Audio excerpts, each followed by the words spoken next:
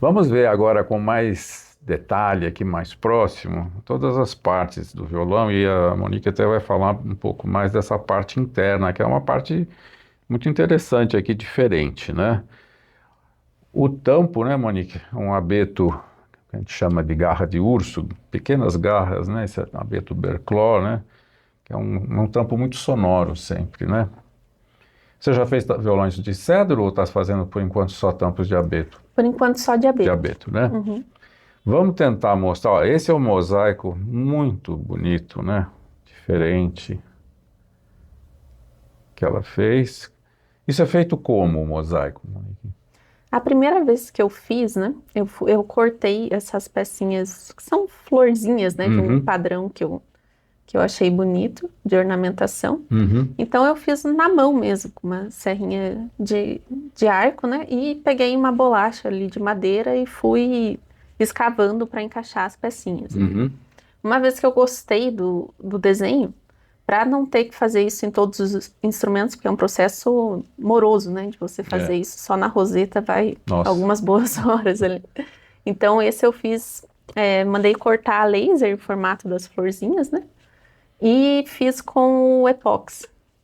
Então, eu coloquei elas posicionei no lugar que eu queria que elas ficassem, né? Uhum. E depois preenchi com epóxi. Ficou bem parecido com o resultado da primeira, até melhor, porque daí os detalhes das flores ficam E tem uma mais diferença assim bonitos, né? Mais bonita, bem assim uma cortados. diferença inclusive com a incidência da luz muda um pouco, né? Assim, Uhum. muito bonito. Vamos ver aqui agora esse jacarandá, muito bonito com essa parte central, assim, com essa cor diferente, né? Fica exótico. E vamos agora tentar mostrar. Eu vou virar, acho que é o contrário, para a gente tentar mostrar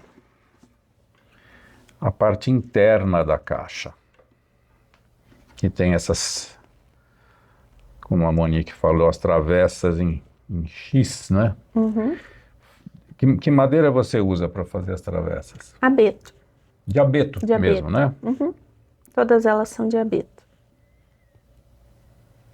Esse é o primeiro que você faz com esse sistema, com as travessas assim em X? Não, desde o do instrumento de TCC, né? Aquele Ah, que eu você já coloquei o adotou número isso. um, Aham. isso, ele já é assim. E o verniz desse violão? O verniz do corpo é PU, né? E Uhum. do tampo goma laca. Ah, você fez o tampo goma Uhum. laca, que é muito importante isso, né?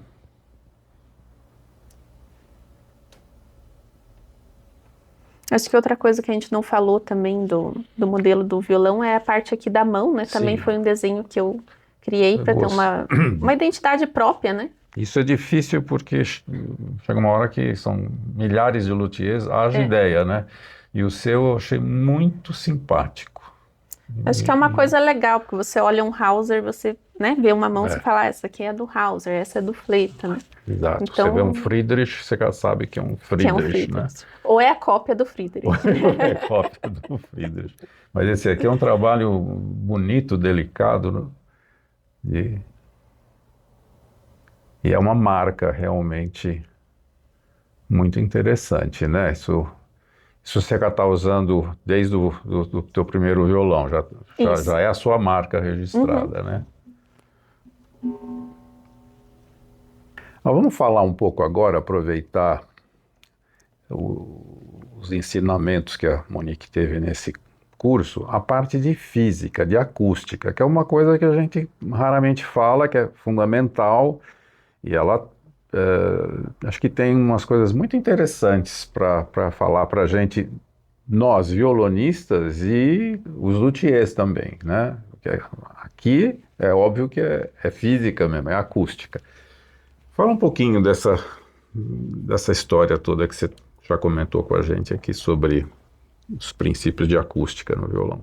Isso. Durante o curso nós temos a matéria de acústica, né, para entender um pouco mais sobre essa parte física do som, da produção do som, questões gerais dos instrumentos.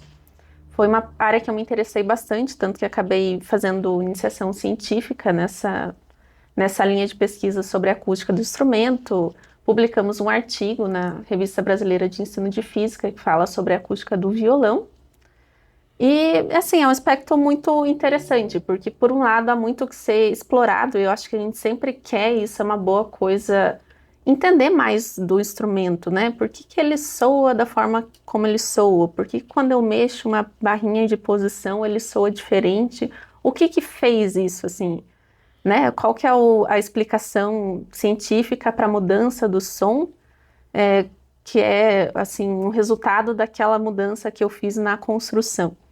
Eu acho que é uma área, assim, encantadora da gente explorar, né? A gente tem essa vontade de conhecer mais. Mas, por outro lado, eu vejo também isso levando a alguns problemas da parte de quem principalmente vai escolher um instrumento. Porque às vezes a gente se encanta tanto pela parte da física do instrumento, da acústica, de como que ele funciona, que acaba levando mais em consideração uma explicação que alguém dá sobre o instrumento. Ah, eu construí dessa forma porque a minha ideia é que o violão soe, porque isso vai causar tal mudança no som, né? E a pessoa esquece de sentar e tocar o violão, né? Então, a melhor forma de avaliar o instrumento é como o Oscar estava fazendo, né? Principalmente para quem é músico, toca, né? Você pegar o instrumento, tocar, e você vai ter a percepção de qual que é a sonoridade do instrumento, assim, né? Não adianta eu chegar para você e falar assim, não, Oscar, eu usei um sistema da física que, mudando tais aspectos na caixa, o instrumento vai produzir um grave, assim, maravilhoso. Aí você senta, toca, o violão não tem grave. Se ele não tem grave, não interessa o sistema que eu usei, né? Interessa o resultado final. Então, a gente tem muito isso também com a física no violão, porque a gente tem pouca pesquisa aplicada ao instrumento, né? Então, a gente tem que pegar aspectos gerais de como a física funciona e tentar entender como que a gente supõe que funcionaria no instrumento, porque o instrumento é uma junção de várias partes diferentes. Então, você tem um comportamento de uma placa que vibra, que é o tampo, né? Você tem o comportamento de uma corda vibrante, que são as cordas do instrumento. Você tem um comportamento que é como é que a gente pode dizer, de uma massa de ar que está contida dentro de um recipiente, que é o que você tem dentro da caixa acústica, né? Mas a hora que você soma tudo isso, uma coisa interfere na outra, né? E para você saber o resultado disso é, assim, praticamente impossível. A gente não tem ainda uma metodologia que você consiga falar categoricamente que você fazendo alguma mudança vai gerar aquele resultado final, né? Então é uma coisa que ainda, assim, tem muita margem para ser estudada e precisa ser feito com o cuidado de você também não se apressar demais, né? E achar que entende tudo, porque é uma coisa, assim, muito vasta, né? E a gente, como luthier, não somos físicos, né? E ainda bem que o físico também não é luthier, mas o nosso conhecimento de física, ele, mesmo estudando isso na faculdade, é muito limitado, né? Então, a gente, às vezes, propõe algumas alterações no instrumento, ou a gente imagina que vai ter um certo efeito, né, a nossa construção, mas isso vem de uma cabeça que tem pouco conhecimento sobre o assunto da física, na verdade. Então, a chance da gente estar errado é considerável. E você pode partir, né, de uma série de princípios. Eu acho super interessante isso que você estava falando, e depois a gente pode até colocar alguma informação para os que tiverem interesse lerem mais, você nos passa mais tarde.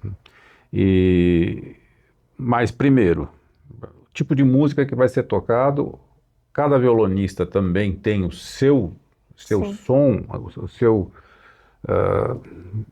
sua maneira de fazer música, né? E tem muito também da madeira que você está utilizando, né? Também. Então, isso, você parte dos mesmos princípios, aí você pega 10 tampos diferentes, você vai ter 10 resultados diferentes. É impossível você estandarizar uma construção, falar, eu sei que eu fazendo isso, vou obter a frequência tal, né? Eu sempre gosto de ouvir a caixa, né? Então, essa caixa aqui, por exemplo, do seu violão, tá soando numa frequência bem mais alta do que a gente normalmente ouve, mas o instrumento, o resultado sonoro é parecido como se ele tivesse em uma frequência mais grave. Isso, né? justamente porque a caixa, né, a frequência da caixa é um fator, mas você tem vários outros fatores que vão influenciar no resultado final, né? Então, se a gente só se baseia na frequência da caixa, vamos falar assim, não, eu gostei de violões que tem uma frequência X, só quero esses violões. Às vezes tem um violão que seria maravilhoso para você, mas a hora que você delimitou isso, você acha que o violão só vai soar bem naquela frequência, né? Você acaba criando uma crença que às vezes é limitante, porque o resultado do violão, do final, né, sonoro, depende de vários outros fatores, não só da afinação da caixa, né? Pode ser uma coisa muito interessante de ser trabalhada, pesquisada, mas não é uma coisa para você avaliar cegamente o instrumento, achar que todos naquela frequência vão ser iguais ao que você testou e gostou, né?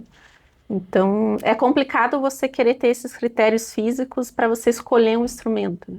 Ainda o melhor critério é você tocar o instrumento. Sem dúvida. E você tem também, assim, uma visão já pessoal sobre os violões de construção mais moderna, assim, os double tops ou violão treliça. Você gosta do resultado? É uma coisa que um dia você pretende também explorar? Ou você acha que não é esse o caminho que você Eu escolheria? conheço pouco, ainda não ouvi muito desses instrumentos, mas do que eu ouvi, eu prefiro a construção mais tradicional.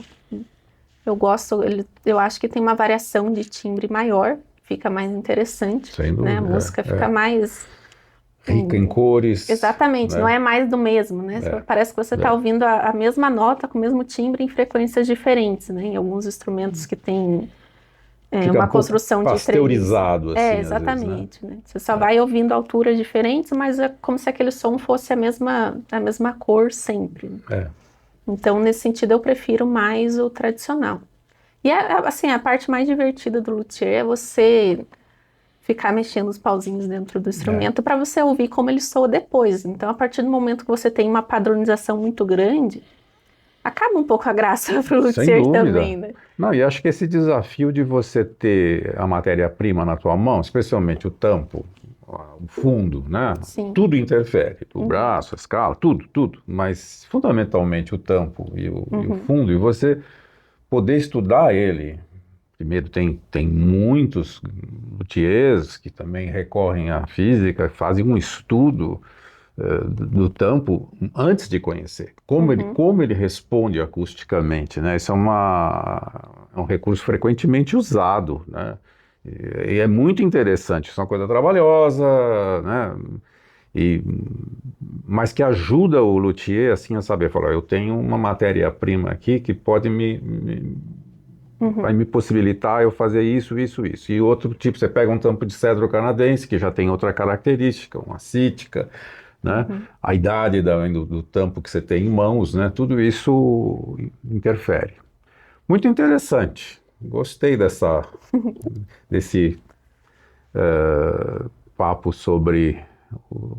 acho que é uma coisa que todo mundo tem que também reservar um tempinho, né? Para estudar, para ter mais subsídio, assim, para ir encontrando as melhores soluções, né? Vamos voltar a falar, indo assim mais já para final da nossa conversa, outra vez da faculdade, do curso, né?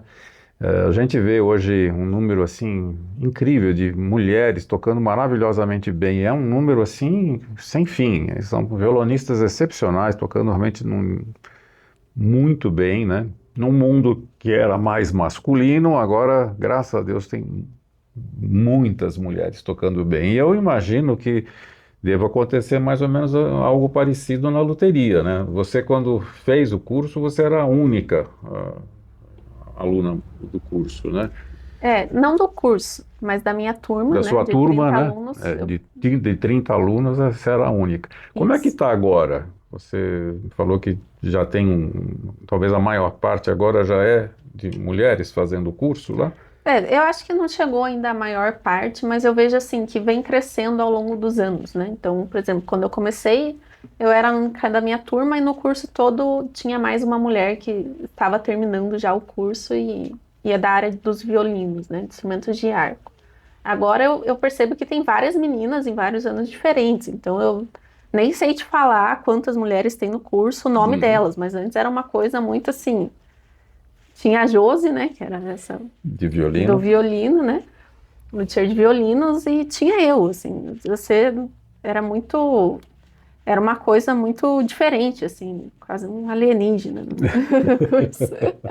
E agora eu vejo que tá mudando, eu espero que continue sempre, né? Quem tem vontade. Eu acho que o curso ajuda também a, a ser uma porta de entrada para as mulheres, porque você quebra um pouco a dinâmica do mestre-aprendiz, né? Porque como a gente tem isso de profissões manuais serem muito masculinas, né? Eu imagino que, primeiro, é difícil para uma mulher, sem ter referência nenhuma, você pensar em ser luthier, né? E depois você entrar em contato com alguém para você querer ser aprendiz de uma profissão que não tem nenhuma mulher, que ninguém É. faz isso, né? Então ninguém acredita que você é capaz de fazer aquilo, ou fica com uma coisa meio estranha, ah, mas será, né? Que diferente. Como o curso a seleção é por vestibular, né? Apesar de ser um curso bem prático, bem diferente, a entrada é igual para todos os cursos. Você vai lá, faz o vestibular padrão da universidade e quem passou no vestibular entrou. Então você não tem como filtrar mulheres, você não tem como ter um filtro assim de um viés de gênero ou de um físico, qualquer outra coisa. Quem fez a prova entrou, Uhum. tá lá no curso e vai cursar, né? Então acho que isso ajuda também a ficar mais acessível, né? Para pessoas que não teriam, de repente, um contato com um luthier para você se propor a ser aprendiz, a ter um conhecimento direto da forma como era feito antes, né, de você ter um curso. Então, acho que tem ajudado, assim. E espero que cresçam, né, que as meninas se inspirem e se elas têm a vontade, o desejo de conhecer a loteria, de serem luthiers, que façam esse curso ou outros cursos, né, mas que vão atrás de realizar esse sonho ou de ter esse conhecimento, né? É isso. Muito legal. Monique, muito obrigado. Foi uma delícia ouvir tua história e conversar um pouco. E você trouxe temas aí muito interessantes, né? Que acho que vão motivar outros colegas a também prestarem atenção em certos detalhes. Muito bom. Tudo de bom para você. Obrigada, Oscar. Felicidades aí Um no teu prazer. trabalho. Que cresça muito aí o número de violões Muito obrigada. e tudo de bom. Obrigada. Amigos, muito obrigado, um abração e até o próximo.